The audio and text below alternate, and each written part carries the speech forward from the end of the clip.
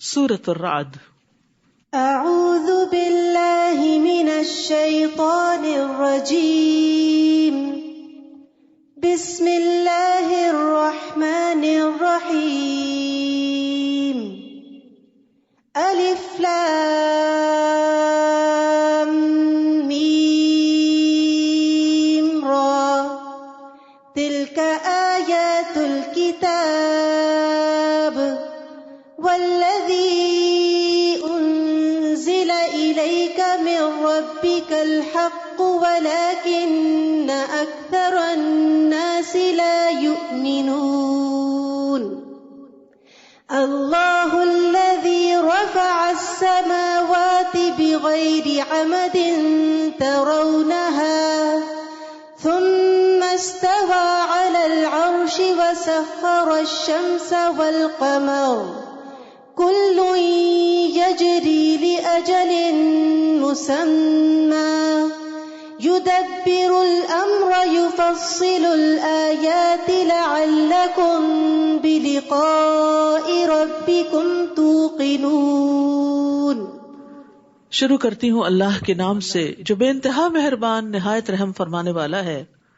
سورۃ الرعد، الف لام میم را، یہ الکتاب کی آیات ہیں جو آپ کے رب کی طرف سے آپ پر نازل کیا گیا، وہ عین حق ہے، لیکن اکثر لوگ اس بات پر ایمان نہیں لاتے۔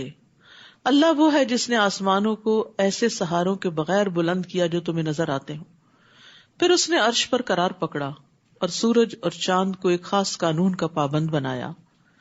اس نظام کی ہر چیز ایک مقررہ مدت تک کے لیے چل رہی ہے۔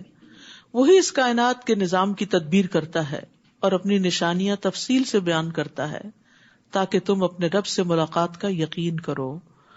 تو یاد رکھیے کہ سورج، چاند، ستارے یہ سب اللہ کے بنائے ہوئے ہیں اور اس نے بندوں کے لیے مسخر کر رکھے ہیں کہ وہ ان کو فائدہ پہنچائیں۔ اور خاص طور پر سورج اور چاند کا ذکر اس لیے کہ وہ سب سے نمایاں نشانیاں ہیں جو انسان کو نظر آتی ہیں۔ وہی تو ہے جس نے زمین کو پھیلا دیا اور اس میں سلسلہ کوہ اور نہریں بنا دی اور ہر طرح کے پھلوں کی دو دو قسمیں بنائی۔ وہی دن پر رات کو طاری کرتا ہے۔ سوچنے سمجھنے والے لوگوں کے لیے ان باتوں میں بہت سی نشانیاں موجود ہیں۔ نیز زمین میں کئی قطعات ہیں جو باہم ملے ہوتے ہیں۔ ان میں انگور کے باغ، کھیتی اور کھجوریں ہیں جن میں سے کچھ جڑ سے ملی ہوتی ہیں اور کچھ نہ ملی ہوئی، اور ان قطعات کو ایک ہی طرح کے پانی سے سیراب کیا جاتا ہے، مگر مزے میں ہم کسی کو بہتر بنا دیتے ہیں اور کسی کو کمتر۔ ان چیزوں میں بھی اہل عقل کے لیے کئی نشانیاں ہیں۔ سبحان اللہ، ایک ہی مٹی، ایک ہی بیج، ایک ہی درخت، ایک ہی پانی، ایک ہی روشنی، ایک پھل میٹھا اور ایک کھٹا، ایک بڑا اور ایک چھوٹا، ایک لذیذ اور ایک غیر لذیذ۔ یہ فرق کون رکھتا ہے؟ یہ اللہ ہی فرق کرتا ہے۔ اور اگر آپ تعجب کرتے ہیں تو اس سے بھی عجیب تر ان لوگوں کی بات ہے جو کہتے ہیں کہ جب ہم مٹی بن جائیں گے تو کیا از سر نو پیدا ہوں گے؟ یہی لوگ ہیں جنہوں نے اپنے رب کا انکار کیا، اور ایسے ہی لوگوں کی گردنوں میں طوق ہوں گے۔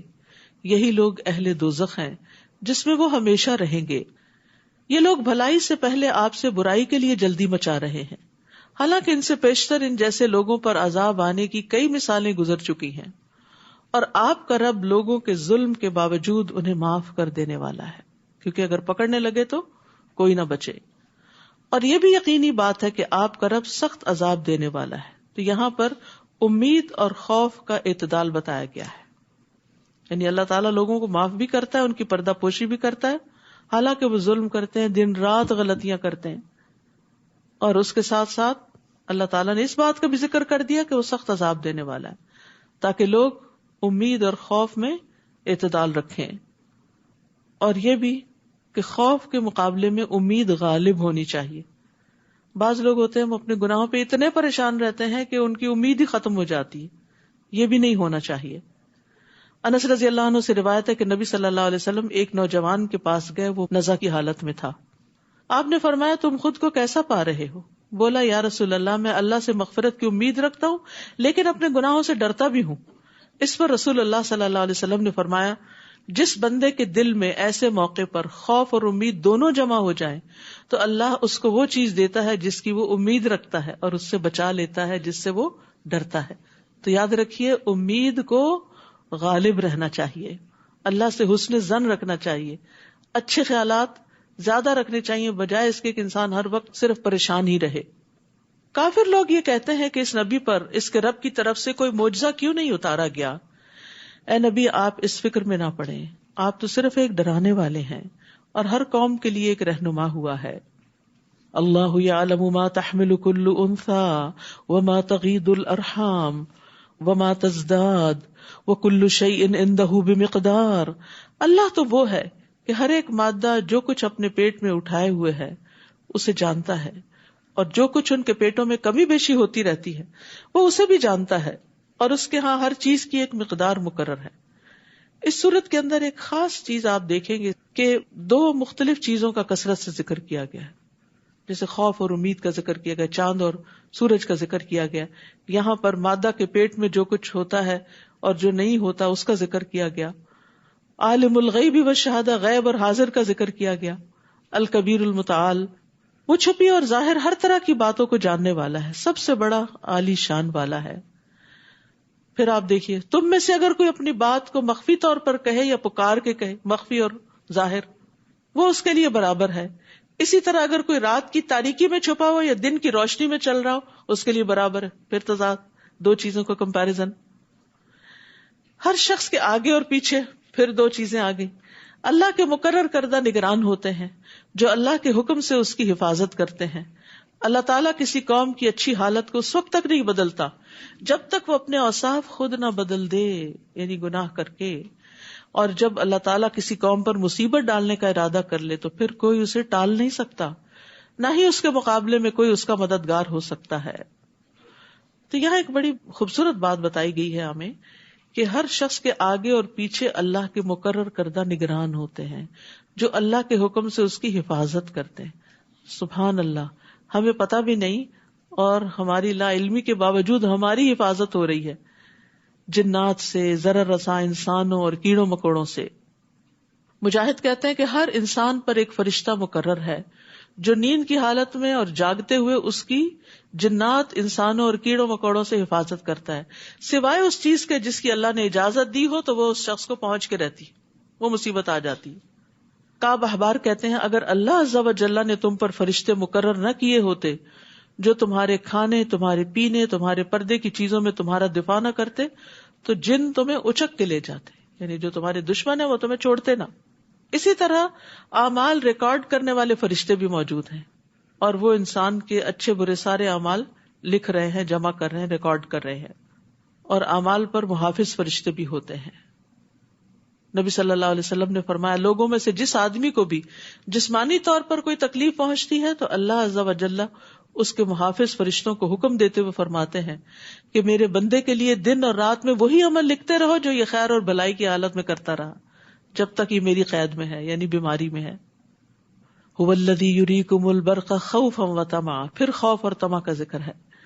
وہی تو ہے جو تمہیں بجلی دکھاتا ہے جس سے تم ڈرتے بھی ہو اور امید بھی رکھتے ہو, اور وہی پانی سے بوجھل بادلوں کو اٹھاتا ہے. بادلوں کے گرجنے میں زمین والوں کے لیے امید بھی ہے اور وعید بھی ہے. جہاں انسان خوش ہوتا ہے وہاں ڈر بھی لگتا ہے کہ کہیں اگر اپنی حد کراس کر گئے تو عذاب بن جائے گا. وَيُسَبِّحُ الرَّعْدُ بِحَمْدِهِ وَالْمَلَائِكَةُ مِنْ خِيفَتِهِ, اور کڑک اس کی حمد کے ساتھ اس کی پاکی بیان کرتی ہے اور فرشتے اس کے ڈر سے اس کی پاکی بیان کرتے ہیں. اور رعد ایک فرشتے کا نام بھی ہے جو بادلوں کو چلاتا ہے. تو یہاں رعد اور ملائکہ پھر دو چیزوں کا ذکر ہے. وہی گرنے والی بجلیاں بھیجتا ہے جو اس پر ہی گرتی ہیں جس پر وہ چاہتا ہے. درحالے کہ وہ اللہ کے بارے میں جھگڑا کر رہے ہوتے ہیں, فی الواقع اس کی تدبیر بڑی زبردست ہے. لہو دعوت الحق والذین یدعون من دونہ لا یستجیبون لهم بشیء الا کباسط کفیہ الی الماء لیبلغ فاہ وما هو ببالغہ وما دعاء الکافرین الا فی ضلال. اسی کو پکارنا برحق ہے, اور جو لوگ اس کے علاوہ دوسروں کو پکارتے ہیں وہ انہیں کچھ بھی جواب نہیں دے سکتے, انہیں پکارنا تو ایسا ہے جیسے کوئی شخص پانی کی طرف اپنا ہاتھ اس لیے پھیلائے کہ پانی اس کے منہ تک پہنچ جائے، حالانکہ پانی کبھی اس کے منہ تک نہیں پہنچ سکتا۔ کافروں کی پکار بھی ایسی ہی گمراہ ہو جاتی ہے۔ یاد رکھیے کہ جب انسان اللہ کے علاوہ کسی اور بت، درخت، پتھر، پہاڑ، ستارے کو پکارتا ہے کہ میری مدد کرو، تو وہ تو سنتا ہی نہیں اور مدد بھی نہیں کرتے۔ یعنی غیر اللہ کے آگے ہاتھ پھیلانا ایسے ہی ہے جیسے پانی کے آگے ہاتھ پھیلا کے انسان پانی کو حکم دے کہ آؤ، تو وہ نہیں آتا۔ وَلِلَّهِ يَسْجُدُ مَن فِي السَّمَاوَاتِ وَالْأَرْضِ طَوْعًا وَكَرْهًا وَظِلَالُهُم بِالْغُدُوِّ وَالْآصَالِ، آسمانوں اور زمین میں جتنی بھی چیزیں ہیں چاروں ناچار اللہ کو سجدہ کر رہی ہیں، اسی طرح ان کے سائے صبح و شام سجدہ ریز ہوتے ہیں۔ طَوْعًا وَكَرْهًا، پھر کمپیریزن۔ تو اس آیت میں سجدے کی حکمت بیان کی گئی ہے۔ آپ ان سے پوچھئے آسمانوں اور زمین کا رب کون ہے؟ کہہ دیجئے اللہ۔ پھر کہیے کیا تم نے ایسے معبودوں کو اپنا کارساز بنا لیا ہے جو اپنے بھی نفع و نقصان کا اختیار نہیں رکھتے؟ پھر پوچھئے کیا بینا اور نابینا برابر ہو سکتے ہیں؟ پھر کمپیریزن۔ کیا اندھیرے اور روشنی برابر ہو سکتے ہیں؟ پھر دو چیزیں، یا جنہیں ان لوگوں نے اللہ کا شریک بنا رکھا ہے، انہوں نے بھی اللہ کی مخلوق کی طرح کوئی مخلوق پیدا کی ہے جو ان پہ مشتبہ ہو گئی ہے۔ اللہ ہی ہر چیز کا پیدا کرنے والا ہے اور وہ اکیلا ہے، زبردست ہے۔ اسی نے آسمان سے پانی برسایا جس سے وادیاں اپنی اپنی وسعت کے مطابق بہنے لگیں، پھر نالے پر پھولا ہوا جھاگ آ گیا، اور جس چیز کو وہ زیور یا کوئی اور سامان بنانے کے لیے آگ میں تپاتے ہیں اس میں بھی ایسا ہی جھاگ ہوتا ہے۔ اسی طرح اللہ حق اور باطل کی مثال بیان فرماتا ہے۔ جو جھاگ ہے وہ سوکھ کر زائل ہو جاتا ہے، اور جو چیز لوگوں کو فائدہ دیتی ہے وہ پانی زمین میں رہ جاتا ہے۔ اسی طرح اللہ تعالیٰ لوگوں کو سمجھانے کے لیے مثال بیان کرتا ہے۔ تو اللہ سبحانہ تعالیٰ نے آسمان سے پانی برسایا، یعنی وحی اتاری، اور پھر بارش سے وادیاں بہ نکلی، تو اس وحی الہی سے دلوں نے اپنی اپنی وسعت کے مطابق علم لے لیا اور پھر اس کو آگے لے چلے، وادیاں بہ نکلی۔ تو اللہ تعالیٰ جب آسمان سے علم شرعی اتارتا ہے تو اس کی مثال نازل شدہ پانی کی طرح ہے، کیونکہ علم سے دلوں کی زندگی ہے۔ جب آپ علم کی مجلس میں آتے ہیں تو دل کی حالت اور ہوتی ہے، اور جاتے ہیں تو کچھ اور ہو چکی ہوتی ہے۔ جس طرح پانی جسم کے لیے ضروری ہے، زندگی ہے، اسی طرح علم روح کے لیے ضروری ہے۔ اور پھر کچھ لوگوں کے اندر خیر ہوتی ہے تو اس پانی کو اپنے اندر جذب کر لیتے ہیں، خود بھی اس سے فائدہ اٹھاتے اور دوسروں کو بھی فائدہ پہنچاتے۔ اسی طرح سونے چاندی کے میل کچیل کو بھی دور کیا جاتا ہے۔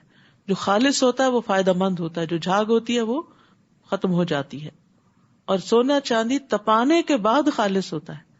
تو اسی طرح انسان بھی آزمائشوں کی بھٹیوں سے گزرنے کے بعد کام کا بنتا ہے۔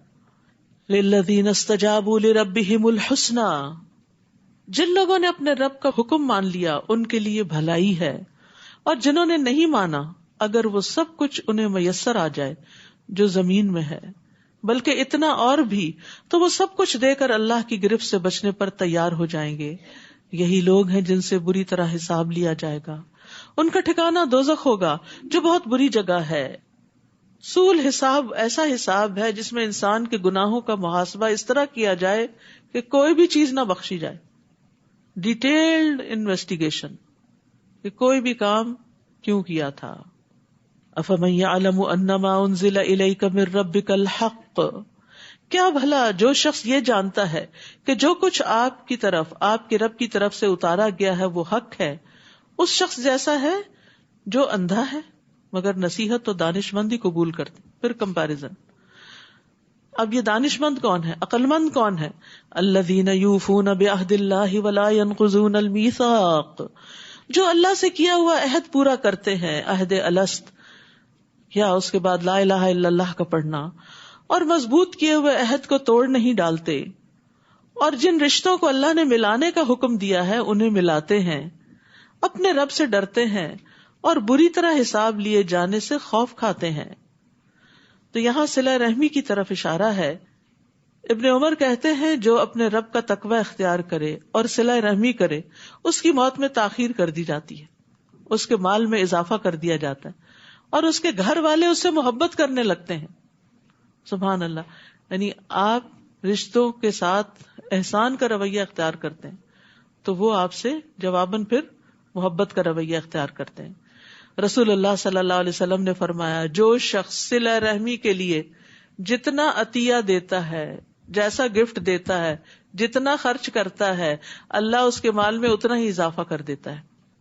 لیکن سب سے مشکل رشتہ داروں کو ہی دینا لگتا ہے. دوست احباب کو بھی تحفے تحائف دے دیتے ہیں, اوروں پہ بھی خرچ کر لیتے ہیں, اپنی ذات پہ بھی, اپنے بچوں وغیرہ پہ بھی. لیکن بہن بھائیوں اور ان کے بچوں اور جو بھی صلہ رحمی کے مستحق ہیں ان کا عام طور پر خیال نہیں رکھتے. رمضان شروع ہو رہا ہے, ہم سب کو ایک لسٹ بنانی چاہیے کہ ہمارے خاندان میں کون کون ضرورت مند ہے, اور اسپیشل گفٹ بھجوائیں. اور ان میں سے جو اچھے بھلے ہیں آپ ان کو عیدی بھی بھجوا سکتے ہیں. یعنی ضروری نہیں ہوتا کہ کوئی محتاج اور فقیر ہی ہو تو اس کو آپ نے دینا ہے. عیدی دینے کا فائدہ کیا ہوتا ہے کہ تعلق جڑ جاتا ہے, بچے خوش ہو جاتے ہیں, انتظار کر رہے ہوتے ہیں, اور مرنے کے بعد بھی آپ کو یاد کرتے ہیں کہ ہماری نانی ہمیں عیدی دیا کرتی تھی. تو دنیا میں بھی فائدہ, مال میں اضافہ, عمر میں اضافہ, اور آخرت کا حساب آسان. اور جنہوں نے اپنے رب کی رضا کے لیے صبر کیا, نماز قائم کی, اور اللہ نے جو کچھ انہیں دے رکھا ہے اس میں سے پوشیدہ اور علانیہ خرچ کیا, اور برائی کا بھلائی سے جواب دیا, انڈر لائن, برائی کا بھلائی سے جواب دیا, یہی لوگ ہیں جن کے لیے آخرت کا گھر ہے. بدسلوکی کے مقابلے میں حسن سلوک. تو انسان سے غلطی تو ہو جاتی ہے, تو ساتھ ہی انسان نیکی کر لے, اور اگر کسی کے ساتھ زیادتی ہو جائے تو اس سے سوری کر لے. نبی صلی اللہ علیہ وسلم کا اخلاق کیا تھا؟ ایک بدو نے آپ کی چادر اس طرح پکڑی کہ آپ کے جسم پہ نشان پڑ گیا. اس نے کہا مجھے بھی اس مال میں سے دیجیے جو اللہ نے آپ کو دیا. آپ دیکھ کے مسکرائے اور حکم دیا کہ اس کو کچھ دیا جائے. برائی کے بدلے میں بھلائی. ایسا کرنے والے بہت زبردست سودا کر رہے ہیں. جنات عدن یدخلونہا, وہ ہمیشہ قائم رہنے والے باغوں میں داخل ہوں گے, اور ان کے ساتھ ان کے آبا و اجداد, ان کی بیویوں اور ان کی اولاد میں سے جو نیک ہوں گے وہ بھی داخل ہوں گے, اور فرشتے جنت کے ہر دروازے سے ان کے استقبال کو آئیں گے. صبح و شام ان کو سلام کریں گے آ کے, سلام علیکم بما صبرتم فنعم عقبی الدار.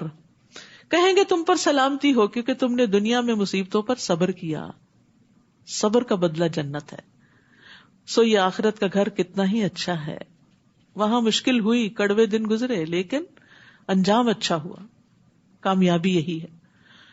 اور اس کے برعکس دوسرا گروہ, پھر کمپیرزن ہے, جو لوگ اللہ سے کیے ہوئے عہد کو مضبوط کرنے کے بعد توڑ دیتے ہیں, اور جن رشتوں کو اللہ نے ملانے کا حکم دیا ہے انہیں کاٹ دیتے ہیں, اور زمین میں فساد برپا کرتے ہیں. ایسے لوگوں کے لیے لعنت ہے, اور ان کے لیے آخرت میں برا گھر ہے. استغفر اللہ. نہ اللہ کا حق دیتے ہیں نہ بندوں کا دیتے ہیں. دنیا میں بھی عذاب میں ہے, اور آخرت کا عذاب بھی منتظر ہے. اللہ جس کے لیے چاہتا ہے رزق کشادہ کر دیتا ہے, اور جس کے لیے چاہتا ہے کم کر دیتا ہے. اور یہ لوگ دنیا کی زندگی پر ہی ریجھ گئے ہیں, بس اسی کی فکر ہے. حالانکہ آخرت کے مقابلے میں دنیا کی زندگی ایک حقیر سا فائدہ ہے, سمندر کے مقابلے میں قطرہ بھی نہیں. اور وہ لوگ جنہوں نے کفر کیا وہ کہتے ہیں اس نبی پر اس کے رب کی طرف سے کوئی نشانی کیوں نہ اتاری گئی. آپ انہیں کہیے کہ اللہ نشانیاں دکھلانے کے بعد بھی جسے چاہے گمراہ ہی رہنے دیتا ہے, اور اپنی راہ صرف اسے دکھاتا ہے جو اس کی طرف رجوع کرے. یعنی وہ لوگ جو ایمان لاتے ہیں اور ان کے دل اللہ کے ذکر سے مطمئن ہو جاتے ہیں. یاد رکھو دل اللہ کے ذکر سے ہی مطمئن ہوتے ہیں. تجربہ کر کے دیکھ لیجیے, جب دل گھبرا رہا ہو تلاوت شروع کر دیجیے, کرتے رہیے جب تک کہ چین نہ آ جائے, اٹھیں اور آپ ہلکے نہ ہو جائیں. تو ایمان والوں کے دل اللہ کے ذکر سے یقیناً اطمینان پاتے ہیں. ہاں اگر ایمان کی کمی ہو, اللہ سے بدگمانی ہو تو پھر اور بات ہے. تو یہاں اللہ کے ذکر پر ثابت قدمی کی طرف توجہ دلائی گئی ہے.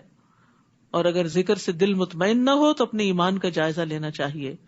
جیسے قالت الاعراب آمنا قل لم تؤمنوا ولکن قولوا اسلمنا ولما يدخل الایمان فی قلوبکم. دیہاتی کہتے ہیں ہم ایمان لائے, کہہ دیجئے تم ایمان نہیں لائے, یہ کہو ہم مسلمان ہو گئے. ہم بھی پیدائشی مسلمان ہیں, شعوری ایمان تمہارے اندر کم ہی داخل ہوتا ہے. اگر وہ ہو تو ذکر لازماً فائدہ دے. اور ابھی تمہارے دلوں میں ایمان داخل نہیں ہوا. جب ایمان ہی داخل نہیں ہو تو اطمینان کہاں سے داخل ہو؟ اور یاد رکھیے راحت پانے کا سب سے بڑا ذریعہ قرآن ہے. یہ ایمان کی مشل ہے، اطمینان کا راستہ ہے. اور ذکر کرنے والے اور نہ کرنے والے کی مثال زندہ اور مردہ کسی ہے. کون ہے یہ ذکر کرنے والے؟ الذین آمنوا وعملوا الصالحات. صرف ذکر ہی نہیں کرتے، نیک عمل بھی کرتے ہیں. جو لوگ ایمان لائے اور انہوں نے نیک عمل کیے ان کے لیے خوشحالی بھی ہے اور عمدہ ٹھکانہ بھی. اسی طرح ہم نے آپ کو ایسی امت میں بھیجا ہے جس سے پہلے کئی امتیں گزر چکی ہیں، تاکہ آپ انہیں وہ کچھ پڑھ کر سنائیں جو ہم نے آپ کی طرف وحی کی ہے، لیکن وہ رحمان کا انکار کر رہے ہیں. ان سے کہیے کہ میرا رب تو وہی ہے جس کے سوا کوئی الہ نہیں، میں نے اسی پر بھروسہ کیا اور اسی کے ہاں مجھے واپس جانا ہے. اور اگر قرآن ایسا ہوتا کہ اس کے زور سے پہاڑ چلائے جا سکتے یا زمین کے طویل فاصلے فوراً طے کیے جا سکتے یا اس کے ذریعے مردوں سے کلام کیا جا سکتا تو بھی یہ کافر ایمان نہ لاتے. یعنی ایسے کرشمے بھی دکھائے جاتے تو نہ مانتے. بلکہ ایسے سب امور اللہ ہی کے اختیار میں ہے. کیا اہل ایمان ابھی تک کافروں کی مطلوبہ نشانی آنے سے مایوس نہیں ہوئے؟ کیونکہ اگر اللہ چاہتا تو نشانی کے بغیر بھی تمام لوگوں کو ہدایت دے سکتا تھا، اور کافروں کو تو ان کی کرتوتوں کی وجہ سے کوئی نہ کوئی مصیبت پہنچتی ہی رہے گی یا ان کے گھر کے قریب اترتی رہے گی، حتیٰ کہ اللہ کا وعدہ یعنی عذاب آ جائے. یقیناً اللہ اپنے وعدے کی خلاف ورزی نہیں کرتا. آپ سے پہلے بھی رسولوں کا مذاق اڑایا جا چکا ہے. میں نے پہلے تو کافروں کو کچھ مہلت دی، پھر آخر کار انہیں پکڑ لیا. تو دیکھ لو میرا عذاب کیسا سخت تھا. بھلا وہ ذات جو ہر نفس کی کمائی پہ نظر رکھتی ہے انہیں بغیر سزا کے چھوڑ دے گی، جبکہ انہوں نے اللہ کے شریک بنا رکھے ہیں. آپ ان سے کہیے ان شریکوں کے نام تو لو. تم اللہ کو ایسی چیز کی خبر دیتے ہو جو زمین میں موجود تو ہے مگر وہ اسے نہیں جانتا، یا جو کچھ منہ میں آئے کہہ ڈالتے ہو. بلکہ کافروں کے لیے ان کے مکر خوشنما بنا دیے گئے ہیں اور وہ راہ راست سے روک دیے گئے ہیں، اور جسے اللہ گمراہ کرے اسے کوئی ہدایت دینے والا نہیں. یعنی یہ دراصل ان کی چال ہے، مکر ہے کہ انہوں نے غیر اللہ کو الہ بنا رکھا ہے. ان کے لیے دنیا کی زندگی میں بھی سزا ہے اور آخرت کا عذاب تو اس سے سخت تر ہوگا، اور اللہ سے انہیں کوئی بچانے والا بھی نہ ہوگا. جس جنت کا پرہیزگاروں سے وعدہ کیا گیا ہے اس کی شان یہ ہے کہ اس میں نہریں جاری ہیں، اس کے پھل اور اس کا سایہ دائمی ہے. یہ تو انجام ہے ان لوگوں کا جو ڈرتے رہے، اور جو کافر ہیں ان کا انجام دوزخ ہے. اور جن لوگوں کو ہم نے اس سے پہلے کتاب دی تھی وہ اس کتاب سے خوش ہوتے ہیں، یعنی پچھلی کتابوں والے قرآن سے خوش ہوتے ہیں جو آپ کی طرف نازل کی گئی. اور ان کے گروہوں میں کچھ ایسے ہیں جو اس قرآن کے بعض حکموں کا انکار کرتے ہیں، یہ سب نہیں مانتے. آپ ان سے کہیے مجھے تو بس یہی حکم ہوا ہے کہ میں اللہ تعالیٰ کی عبادت کروں اور اس کے ساتھ کسی کو شریک نہ ٹھہراؤں. میں اسی کی طرف بلاتا ہوں اور اسی کے ہاں مجھے جانا ہے. اسی طرح ہم نے اس قرآن عربی کو محکم بنا کر اتارا ہے. اب اگر اس علم کے بعد جو آپ کے پاس آ چکا ہے آپ نے ان لوگوں کی خواہشات کی پیروی کی تو اللہ کے مقابلے میں آپ کا نہ کوئی حمایتی ہوگا اور نہ ہی اس کی گرفت سے بچانے والا کوئی. آپ سے پہلے ہم نے بہت سے رسول بھیجے اور انہیں ہم نے بیوی بچوں والا ہی بنایا تھا، اور کسی رسول میں یہ طاقت نہ تھی کہ اللہ کے حکم کے بغیر کوئی معجزہ لا دکھاتا. ہر دور کے لیے ایک کتاب ہے، اللہ جو چاہے اس سے مٹا دیتا ہے اور جو چاہے برقرار رکھتا ہے، اور اصل کتاب اسی کے پاس ہے. تو اس سے پتہ چلتا ہے کہ تقدیر اللہ کے ہاتھ میں ہے. لوح محفوظ میں کچھ لکھا جائے، مٹا دیا جائے، تقدیر بنے بگڑے، وہ سب اللہ کے فیصلوں سے ہی ہوتا ہے. دعا جو ہے وہ تقدیر کو بدل دیتی ہے. ٹھیک ہے. اور اسی طرح صلہ رحمی سے بھی فائدہ ہوتا ہے. اے نبی جس عذاب کی ہم ان کافروں کو دھمکی دے رہے ہیں اس کا کچھ حصہ خواہ آپ کے جیتے جی آپ کو دکھا دیں یا آپ کے وفات پا جانے کے بعد انہیں عذاب دیں. آپ کے ذمہ تو پہنچانا ہی ہے اور حساب لینا ہمارا کام ہے. کیا وہ دیکھتے نہیں کہ ہم ان کے لیے زمین کو اس کی تمام اطراف سے گھٹاتے جا رہے ہیں؟ اور اللہ ہی فیصلہ کرتا ہے جس کے فیصلے پر کوئی نظر ثانی کرنے والا نہیں، اور وہ فوراً حساب لے لینے والا ہے. زمین کا گھٹانا دو طرح سے، یہ بات تو سائنٹیفکلی بھی پروو ہو چکی ہے کہ زمین سکڑ رہی ہے، کم ہو رہی. اور یہاں پر زمین کا سکڑنا اس معنی میں بھی ہے کہ زیادہ لوگ مسلمان ہو رہے ہیں اور اہل کفر کے لیے زمین تنگ ہوتی جا رہی ہے. جو لوگ ان سے پہلے گزر چکے ہیں وہ بھی بڑی چالیں چل چکے ہیں، مگر چال تو پوری کی پوری اللہ کے پاس ہے. وہ جانتا ہے ہر شخص کیا کچھ کر رہا ہے، اور جلد ہی انکار کرنے والوں کو معلوم ہو جائے گا کہ آخرت کا گھر کس کے لیے ہے، یعنی آنکھیں بند ہوتے ہی حقیقت سامنے آ جائے گی. کافر آپ سے کہتے ہیں آپ رسول نہیں، آپ کی رسالت کا انکار کرتے ہیں. آپ ان سے کہیے میرے اور تمہارے درمیان اللہ کی گواہی کافی ہے، اور ہر اس شخص کی بھی جو الہامی کتاب کا علم رکھتا ہے وہ بھی پہچانتا ہے کہ میں اللہ کا رسول ہوں.